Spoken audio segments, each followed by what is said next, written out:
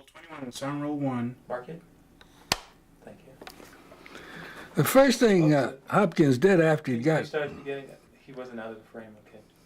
All right. The first thing that Hopkins did after he took the job of Federal Emergency Relief Administrator was to hire a bunch of field people that each had different areas that he handled. And during the summer of 1933, those people began to discover that the relief program wasn't adequate, and the unemployment situation was getting worse, and that work relief was the only thing that people really wanted, and that the work relief program, as it was then being run, was not adequate to the job. And these reports kept coming in from all over the country from people that Hopkins knew were honest and concerned colleagues, and these reports kept piling up in Washington, and I think that was one of the major reasons why we began thinking about a program that would put people to work on a more massive scale. The other problem, of course, was the NRA. It wasn't working. Of course, it hadn't had time to work by then, but Hugh Johnson was having all these parades and Blue Eagle signs put up all over for people conforming to so-called industry codes that hadn't even been drafted yet, so that they weren't really putting people back to work on NRA. And the problem of employment as winter was coming on became the most serious thing we had facing us. Great. Can you tell me something about the creativity and energy of all of you working together? Well, once we got something going like CWA, or some idea of CWA going, and we had to look into how to make the thing work, there was an enormous creativity right across the board. I remember my friends in Treasury telling me how they found out how they could get these 4 million checks out that had to go out every week. As a matter of fact, they ran out of both the check ink, the check paper, because the people hadn't been paid by federal checks except a few 100,000 in Washington. And so they had to start a whole new system of getting checks out in order to pay a program that was putting 4 million people to work. And by the way, those 4 million people were being put to work in 4 weeks, in the 4 weeks between November 15th, 1933, October to November 15th, 1933. We started on October 15th, and by November 15th, there were supposed to be 4 million people to work. I think we missed it by a couple of days.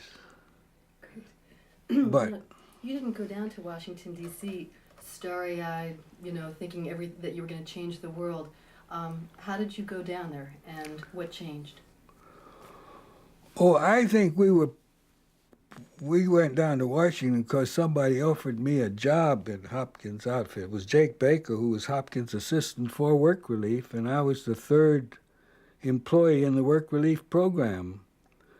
I went down very skeptical because on the streets of New York and in the city of New York, the unemployment problem had not been relieved, even though New York was way ahead of everybody else, because Roosevelt had started the TERA, that's the Temporary Emergency Relief Administration. A wonderful name, by the way, Temporary Emergency Relief. It's tautologous, isn't it? But he had started this temporary thing that kept going quite a long time, and New York was a bit better off than the rest of the country. But we were even there seeing that the Depression was eroding the employment picture. And so when I went to Washington, I went because it was a job and because it would be of some interest. I think my whole skeptical attitude changed almost overnight by the I guess the personality of Harry Hopkins more than anything else. He was as skeptical as we were, but he also rolled up his sleeves and went to work and got something done.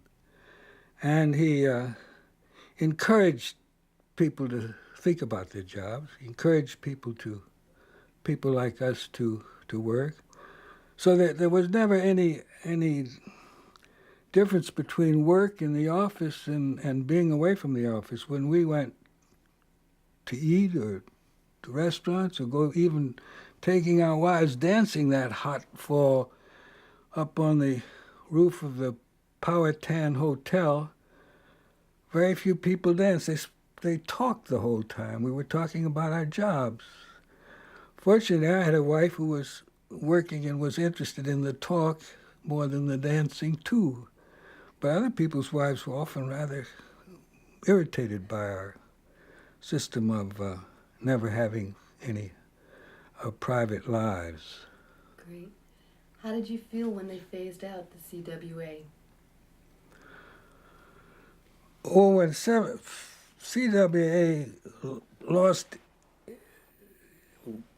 began to be phased out because of the congressional pressure on Congress, primarily through the Southern congressmen who were worried about labor for the cotton fields.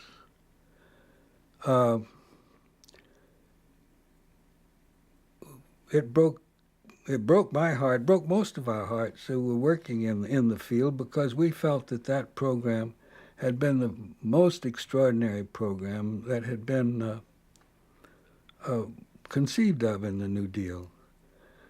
And the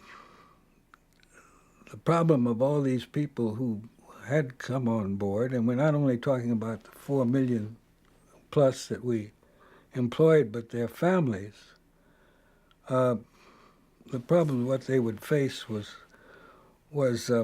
something that couldn't help but trouble all of us.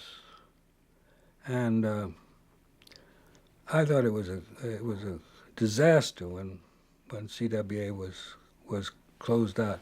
Fortunately, they phased it out and provided funds that would help the states to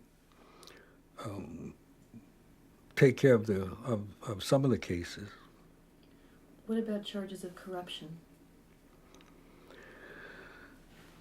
Charges of corruption in the CWA never amounted to anything. There never was any problem of any serious corruption.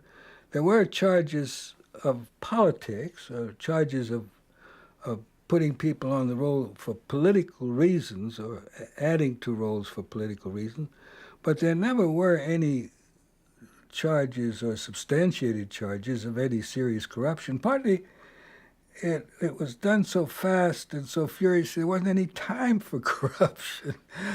And these checks, the Treasury had been worried about the hiking of checks, because 4 million checks was going to be a terrific temptation for check hikers.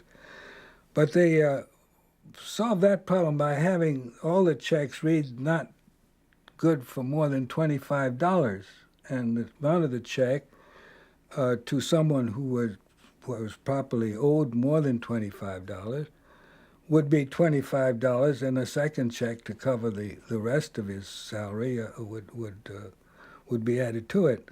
That's why it was more than 4 million checks. There were a lot of checks involved. What about charges that this was just make work?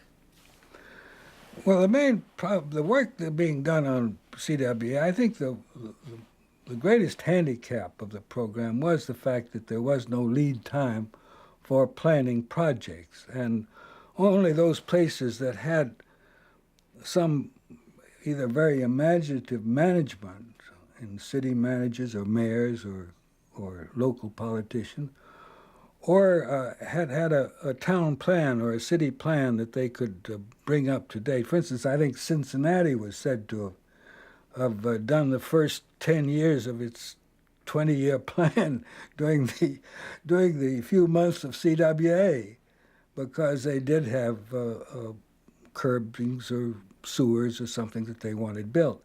But many of the public works of that kind do require a bit of lead time, and we were trying to, our problem was getting people to work. And this meant that that very often the work being done, and on this we depended entirely on local people, they couldn't think of anything but leaf raking or snow shoveling, that kind of thing. Can we start? Yes, we're about to roll out. Okay, perfect. Because I was going to say, I'm done.